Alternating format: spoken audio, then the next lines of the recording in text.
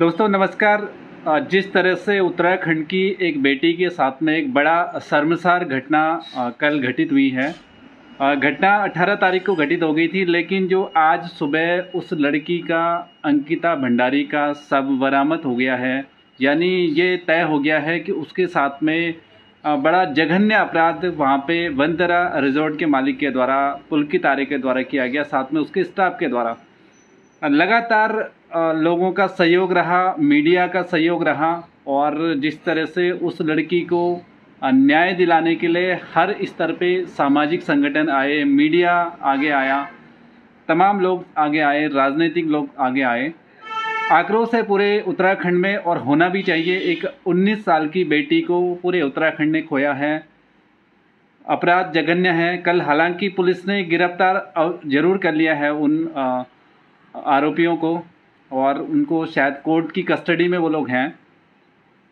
क्या इसमें महिला आयोग का स्टैंड रहा, किस तरह से महिला आयोग ने इस पे सपोर्ट किया? मेरे साथ में बातचीत के लिए मौजूद हैं राज्य महिला आयोग की अध्यक्ष कुसुम कंडवाल जी। मैं उनसे भी बात कर लूँगा, क्योंकि आज एम्स ऋषिकेश में जब उस बिटिया का पोस्टमार्टम के लिए जब शव ले जाया गया, तो कहीं ना कहीं उनको विरोध झेलना पड़ा।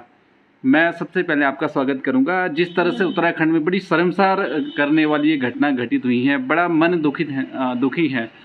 आप राज्य महिला आयोग में हैं, आपके द्वारा उस परिवार के साथ में किस तरह से सहयोग किया गया, थोड़ा सा मैं जानना चाहूँगा। बहुत ही दुखद घटना है। एक हमारी जवान बेटी, 19 साल की बेटी, जिसका कि मर्डर हो गया है। और मुझे लगता है कि जिस रिजॉर्ट में वो काम कर रही थी, उस जैसे कि अब सामने आ चुका है और वो अरेस्ट भी हो चुके हैं कि उन्होंने उस बच्ची को, उस लड़की को नहर में धक्का दे दिया है। ये बहुत ही दुखद घटना है। और राज्य महिला आयोग, मैं कहती हूँ कि मैं उनके परिवार के पूरे तरह से संपर्क में हूँ। और 21 तारीख को वो लोग मेरे पास आए थे। उनका किसी का फ़ोन आया था, तो वो मेरे पास आए। उन्होंने कहा कि हम आपसे किसी मसले में मिलना चाहते हैं। तो मुझे ऑफिस निकलना था, तो मैंने कहा आप आ जाइए। तो मैं उनसे मिली, तो उन्होंने जब मेरे सामने ये बात रखी कि हमारी बेटी गायब, 2 दिन से गायब है, और मैंने कहा गायब है, तो मैंने उन्हीं के सामने, उन्होंने बताया कि गंगा भोगपुर या यमकेश्वर के एक रिजॉर्ट में थी, वहाँ पे रिसेप्शनिस्ट थी वो, और वहाँ से गायब है। तो मैंने फिर ठीक है, मैंने कहा मैंने कहा डीएम को बात कर लेती हूँ। डीएम पौड़ी से मैंने बात की, तो उन डीएम साहब, मैंने कहा ये मामला है, आपके संज्ञान में है, क्या है इस लड़की की जानकारी आपके बारे में? तो उन्होंने कहा हाँ, हम लोग कर रहे हैं ये। तो मैंने कहा इसमें शीघ्र देखें कि लड़की कहाँ है, कैसे है। उसके बाद एसडीएम यमकेश्वर दोनों से मैंने बात की। मैंने दोनों से एक बात कही, मैंने कहा जो ये लोग कह रहे हैं कि जो राजस्व पुलिस है, पटवारी है, वो कुछ संदिग्ध जांच के दायरे में आ रहा है कि वो उन्होंने इनकी रिपोर्ट टाइम से नहीं लिखी या देरी कर दी, वो कर दी। तो मैंने कहा इसे आप थोड़ा देखो, और इसे तुरंत राजस्व से इसे पुलिस प्रशासन को ये जांच सौंपी जाए। ये बात मैंने उनसे की थी। तो फिर उसके बाद से लगातार ही मैं उनके संपर्क में हूँ। और फिर मैंने एसओ लक्ष्मण झूला को भी बात की, और कि अब क्या अपडेट है। फिर उसके बाद एसएसपी पौड़ी से लगातार मेरी बात चल रही है। कल मैंने डीजीपी अशोक कुमार जी से भी बात की है। तो इस प्रकार से अपराधी पकड़े गए हैं, अपराधियों ने अपना अपराध स्वीकार भी कर लिया है, और हम कह रहे हैं कि उन्हें कठोर कारावास होना चाहिए। कौन कौन सी धाराएं लगाएं, ये पुलिस प्रशासन से आयोग भी जानना चाहेगा, क्योंकि वो छूटने नहीं। जो कृत्य उन्होंने किया है वो कृत्य माफ़ के लायक नहीं है, उन्हें माफ़ नहीं किया जाना चाहिए। इस प्रकार हमारी बेटी के साथ जो हुआ है, उत्तराखंड की बेटी है, सबकी बेटी है। आज एक की बारी है, कल दूसरे की बारी है। ऐसे राक्षसों को तो सज़ा मिलनी चाहिए।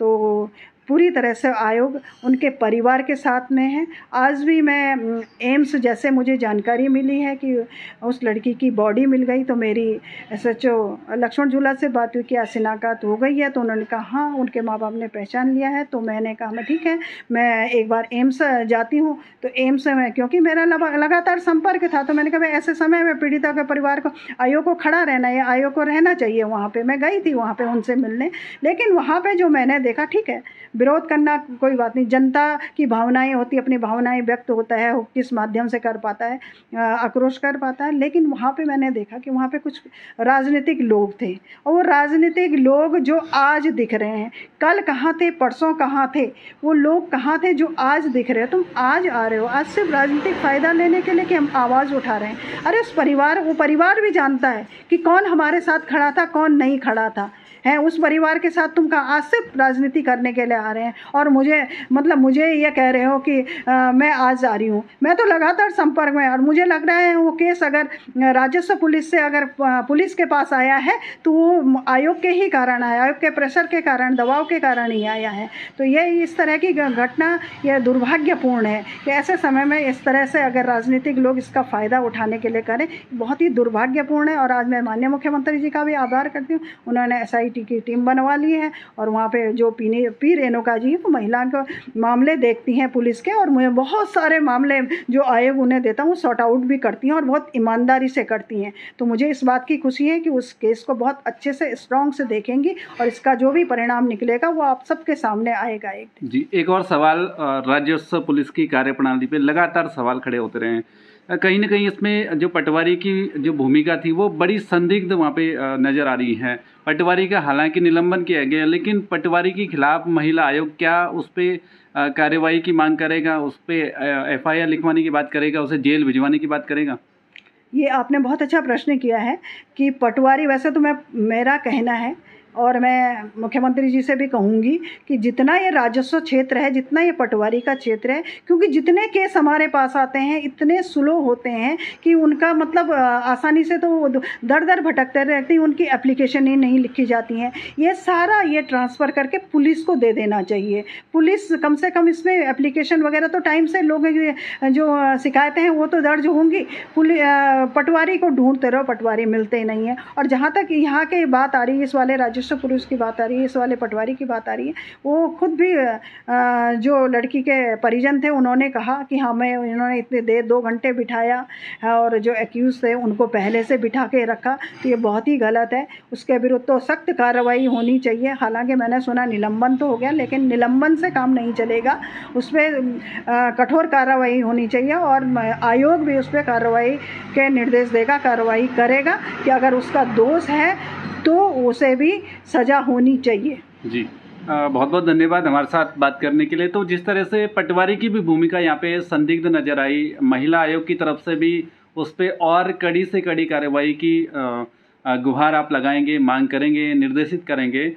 ये बड़ा सवाल है, ये पूरे उत्तराखंड के लिए बड़ी शर्मसार करने वाली घटना है। इस घटना के पीछे जो लोग भी जिम्मेदार हैं उनको कठोर से कठोर सज़ा मिलनी चाहिए। और एक चीज़ और, वहाँ पे पूरे घटनाक्रम में जिस रिज़ॉर्ट में ये सारी घटना को अंजाम दिया गया, उस रिज़ॉर्ट की पूरी तहकीकात होनी चाहिए। जिस तरह से कल वहाँ पे ध्वस्तीकरण का काम किया गया, अभी फ़िलहाल उसकी फॉरेंसिक जांच के बाद उसे सीज कर दिया जाना चाहिए पहले, और उसे फॉरेंसिक जांच के बाद ही उस पर कार्यवाही होनी चाहिए थी। जी, मैं एक प्रश्न और करना चाहती हूँ। मैंने कल भी ये बात कही थी, जितने भी रिजॉर्ट बने हैं सबकी जांच होनी चाहिए कि इसके रिजॉर्ट की आड़ में ये क्या गलत काम कर रहे हैं। ये जांच होनी अवश्य है, क्योंकि मैंने पहले भी स्पा सेंटरों के लिए भी मैं गई हूँ, मैंने देखा है वहाँ पे गलत काम होते हैं। तो ये जो रिजॉर्ट भी चल रहे हैं ना, इनके आड़ में जो काम हो रही हैं, इसकी भी पूरी तरह जाँच होनी चाहिए कि यहाँ क्या खेल चल रहा है। जी, चलिए, अब देखना होगा कि जब अंकिता को हमने खो दिया उसके बाद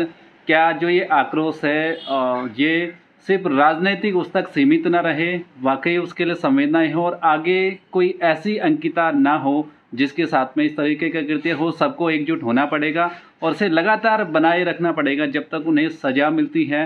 राजनीति तो इसमें कतई नहीं होनी चाहिए, उसके साथ में हमारी सबकी संवेदनाएं होनी चाहिए।